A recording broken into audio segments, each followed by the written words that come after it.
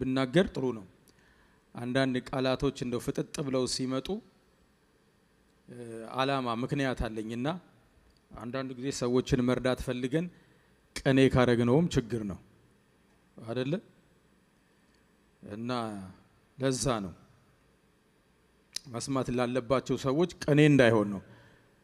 እና መልእክቱ በእርግጠኝነት በዋናነት ወይ አሁን ወይ በሚቀጥለው ሳምንት ወይ ዛሬ አመት ወይ ዛሬ 2 አመት ይሄን ግጥም ለሚሰሙ ነው። ክብር ለኢየሱስ ይሁን። ለሚሰሙ ነውና ርዕሱ ምን ይላል መሰላችሁ? ባለሱስ ነው የሚለው እና ባለሱስ የሚለውም ምክንያት አለኝ። እንትን አቤት ብሎ ዞር እንዲል ነው። አንዳንድ ጊዜ አንዳንድ ቃል ስንገዛ ምን ለምሳሌ ዶሮ ምንጋ ብንፈልግ ባለ ዶሮ ስትሉት አቤት ብሎ ይዞራል አይደል? ባለሱስ አቤት ብሎ እንዲዞር ኮሚኒኬት እንዲያረገኝ ከግጥሙ ጋር ኮሚኒኬት እንዲያረግ ጆሮ እንዲሰጠኝ ነው። እና የሆነ ማዋራው ሰው ማዋራው ትውልድ ስላለ ነውና እሱ ከዛ አንፃር እንድትረዱኝ ነው። ባለሱስ ሱስን ስትጀምረው ምን አስበህ ነበር? እወጣለሁ ብለህ በገባህበት በር ያው በር ነው አልክ። ብገባ በወጣ መመለስ ፈልገህ ዞረ ስትመጣ ይሄንን አታውቅም የጫት ቤት እንግዳ ከውጪ በር ነው ከውስጥ ግድግዳ። ዝም ብለህ ገባህ ተመልሰህ ገባህ።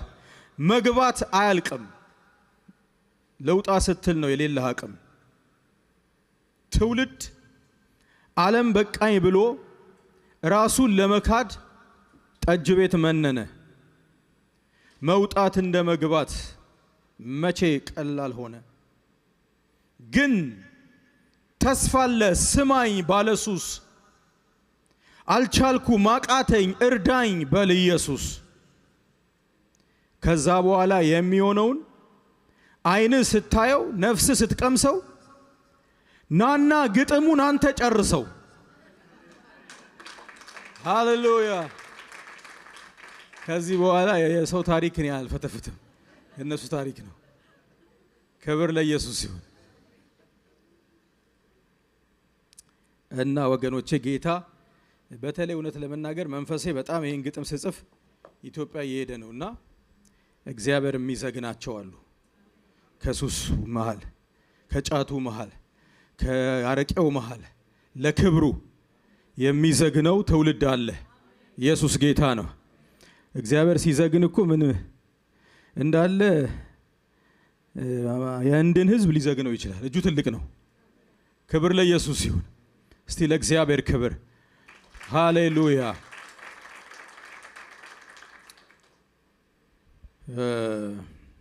ጉባኤያችንን ለጌታ መንፈስ አሳልፈን እንሰጣለን። ዓርብ ዕለት በጣም የሚገርም ትምህርት ነበር እና ከውስጥ ያልጠፋ ያለ ነገር ምንድነው መሰላችሁ? መንፈስ ቅዱስ። ይሄ ዘመኑ የማን ነው? የመንፈስ ቅዱስ ነው። ጌታ ሄደ በቃ። እንዲያውም እኮ ሽቶን ስትሰብረው ሴትዮዋ ተሽጦ ለድሃ አይሰጥም ወይ ብለው አንዳንዶች ሲያጉረመርሙ እኔ ሁል ጊዜ ከናንተ ጋር አልኖርም አላቸው እኮ። በቃ የለም ኢየሱስ እኮ ሄዷል። አሁን ሁሉን በፈርጁ ማወቅ ጥሩ ነው። ለካ እናንተ ማን አለ? አሁን መንፈስ ቅዱስ አለ። ለካ ሰው ብቻ አይደለም ፍጥረት ብቻ አይደለም። ለካ መንፈስ ቅዱስም የዚህ ዓለም ነዋሪ ነው። ኢየሱስ ጌታ ነው። ተስፋ ይታያችሁም? ታዲያ ተስፋ ይታያችሁም ወገኖች? ኢየሱስ ጌታ ነው። እስቲ መንፈስ ቅዱስን